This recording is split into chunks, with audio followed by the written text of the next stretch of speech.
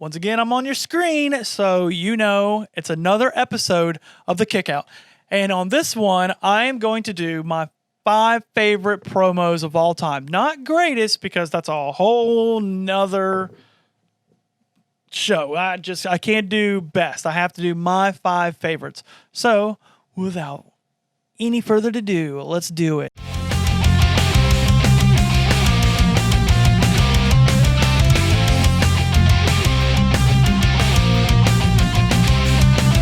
So, I had to do some little studying. I even did it with my brother. He had to come over, and we had to do some thinking, some critical thinking to figure out what I really liked. And we even had to go far back and talk about favorite wrestling moments as we were putting it together. And when I say we putting it together, he was helping me find my favorite promos. It was a lot easier than I thought it was going to be, because I just thought of promos that really stuck out to me. And I'm not saying that they changed the course of history, because if I did, I would do Hard Times, or I would do the NWO formation, or Austin 316, stuff like that. Those are like the greatest promos when you think of that. So when I'm talking about my 5 favorite promos, I'm going to be talking about promos that stuck out to me, that I enjoyed, and thought to myself, well, damn, that was either A, pretty good, B, really funny, or C, I don't know, it was just awesome. So I'm going to get into the first one. So that number 5 spot is going to be Roman Reigns and John Cena talking mad shit to each other. So I know you're probably like, what? Why is that one on there? The reason I like this one a lot is because it's the first time that Roman actually broke out of that shell, and he had a really good promo. We all know Roman's not the best on promos. He's kind of mundane, and he's kind of, it's like he's force-fed what to say. And in this promo, I really feel like him and Cena had a conversation in the back, and without a shadow of a doubt, this is how I feel. Like, Cena was like, hey, I need you to shoot on me, and it's good. So, say what you feel, whatever you feel, it's just for the business. Roman had some really good lines here that really made like, man, he's really getting the better of Cena here, but I should have known better. Because at one point, Roman it's not that Roman freezes up. He's eating it up. He's waiting for the crowd's reactions, because they're going back and forth during this promo. And he stops.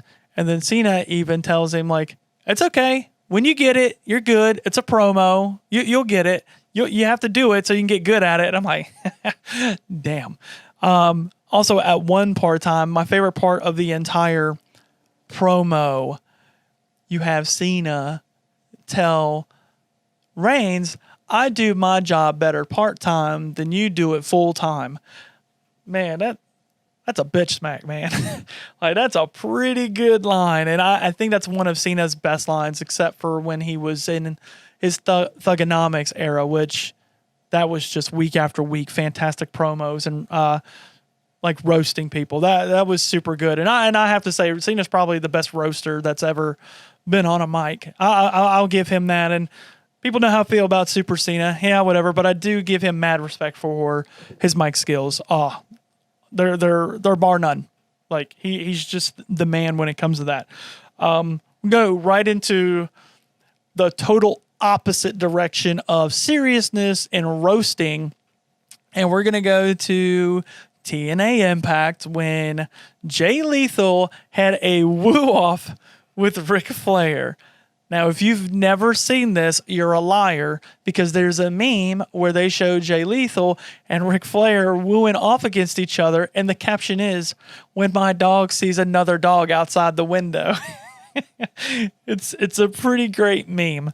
But in this particular promo, Jay Lethal is acting like Ric Flair, and Ric Flair's in the ring. He's in there with Fortune. I believe it was Desmond that was part of that team. Frankie Kazarian, AJ Styles. I want to say James Storm was in there. And was Chris Harris or Bobby Roode? I can't remember the other member but there was somebody else in there, and I can't remember if it was America's Most Wanted or Beer Money that was in Fortune. But I know James Storm was in it too. But Ric Flair's cutting promo, and then Jay Lethal comes out, and he probably does the best spot-on impersonation I've ever heard in my life of Ric Flair. He gets the enunciations of all Ric's words. He has all his favorite quotes down. He has the movement. At one point, he even takes the jacket off, and he throws it on the ground, and he does an elbow drop on the ramp like, that shit's got to hurt. But he did it. And Rick even tells him, hey, Jay Lethal tells him, you must be pretty upset that they tore down Space Mountain. And then Rick replies, longest line, oldest ride. and then they get into it and they start. Oh, and I've never seen Rick so riled up in a promo. It is just, he's so red. I really felt like he was going to have a heart attack, that he was just going in deep.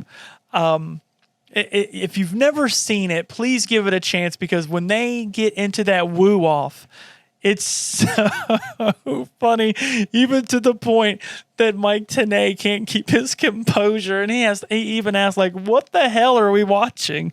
Just do me a favor.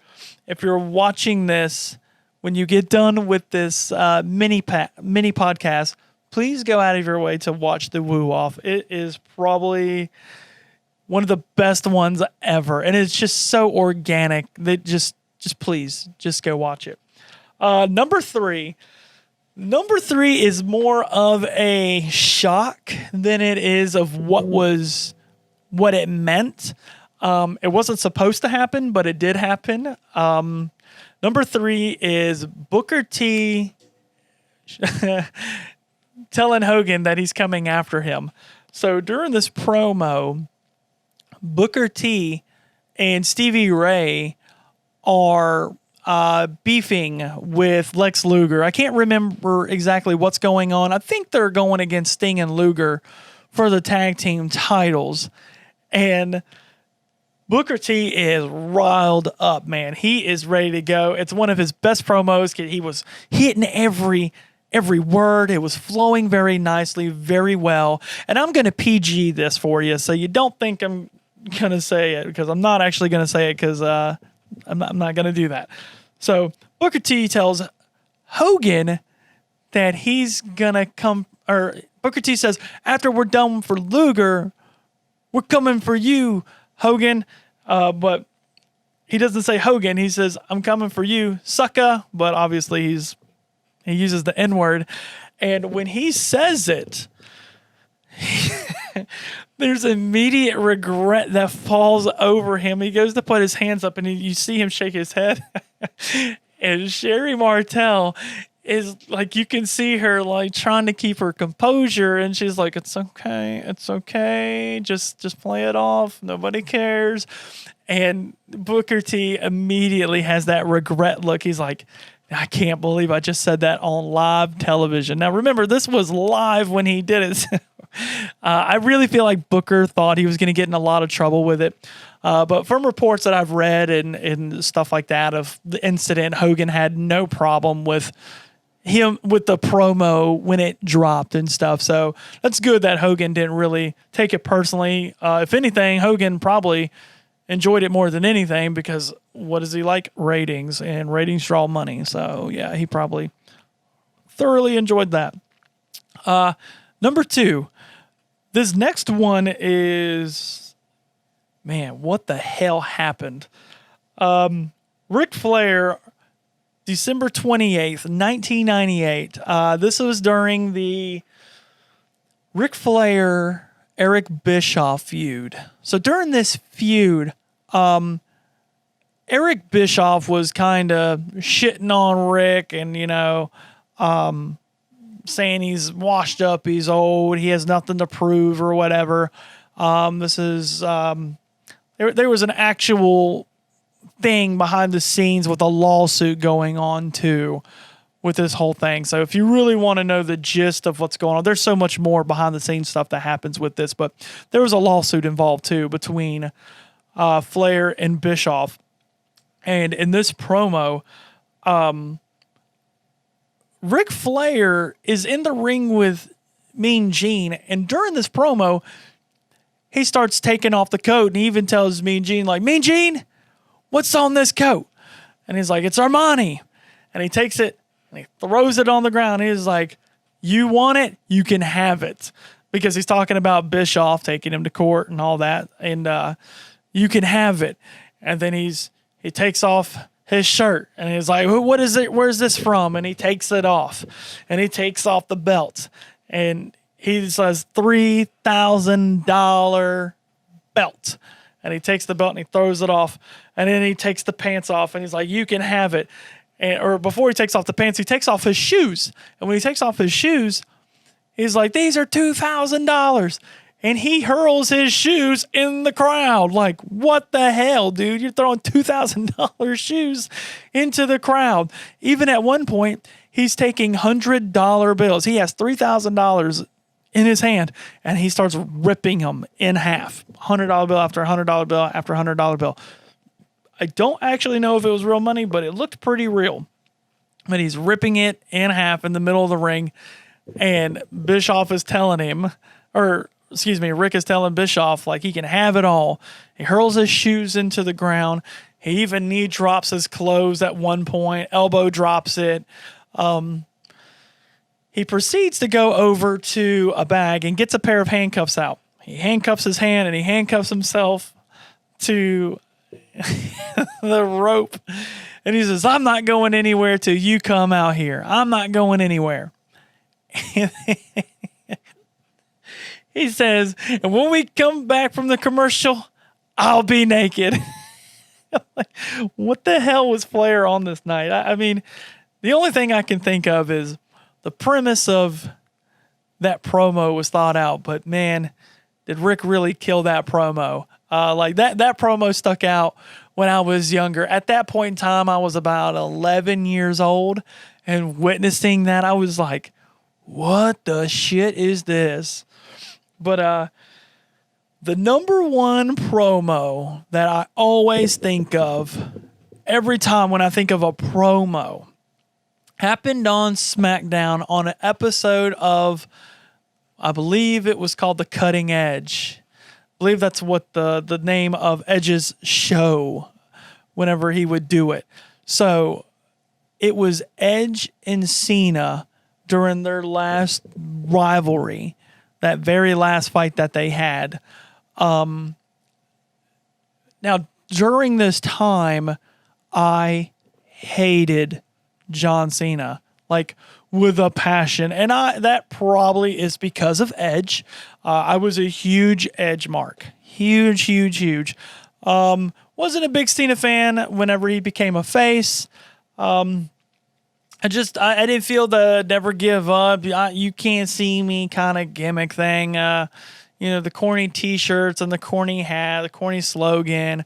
I wasn't behind it. Now that I look back at it, it was great marketing, super great marketing, and they did everything they could to get every dollar out of that, didn't they? Well, they're still doing John Cena merch, so, But during this time, like I said, I was a big Edge fan, so I always told myself, like, man, I really hate John Cena. I can't stand him. He's always the champion. He's always winning. He never loses. It's always the 5 moves of doom. But then during this promo, you think it's over, and John Cena goes to walk out. And when he does, Edge says, I hate you, Cena.